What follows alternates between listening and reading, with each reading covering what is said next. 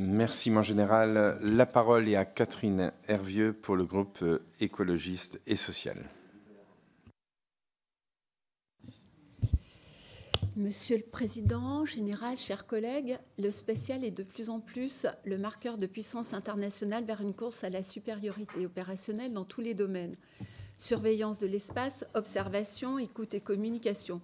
L'ouverture de la première base aérienne à vocation spatiale le 2 juillet à Toulouse, vous en avez parlé, est un signe encourageant pour le positionnement de la France. La très haute altitude est un nouveau front stratégique pour nos armées. Ballons, drones, missiles hypersoniques. L'armée de l'air et de l'espace est en première ligne pour détecter, caractériser et intercepter. Ce volet interception de la stratégie pour la très haute altitude devient un espace de conflictualité. Des Rafale et Mirage 2000 avaient notamment réalisé les premiers tirs de missiles Mika vers des ballons stratosphériques opérant à très haute altitude. La protection des intérêts de la défense nationale et la défense active pour conserver en toutes circonstances la liberté d'action vers, dans et depuis l'espace dépendent de réglementations en vigueur, mais aussi à venir.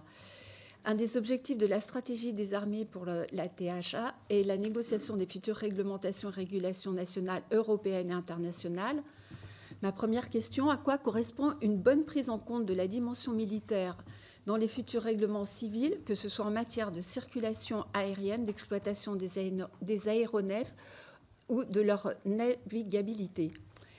Ensuite, pour devenir une réelle puissance militaire aérospatiale, la montée en puissance du commandement de l'espace nécessiterait l'accélération de la mise en œuvre de la stratégie spatiale de défense. Un des objectifs du CDE était de se doter rapidement de satellites patrouilleurs, guetteurs, en orbite géostationnaire en mesure de défendre nos capacités spatiales stratégiques.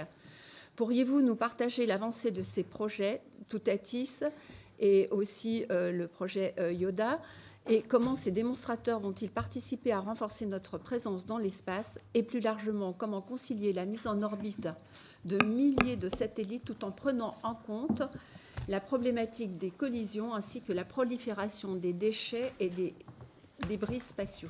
Je vous remercie. Merci, mon général.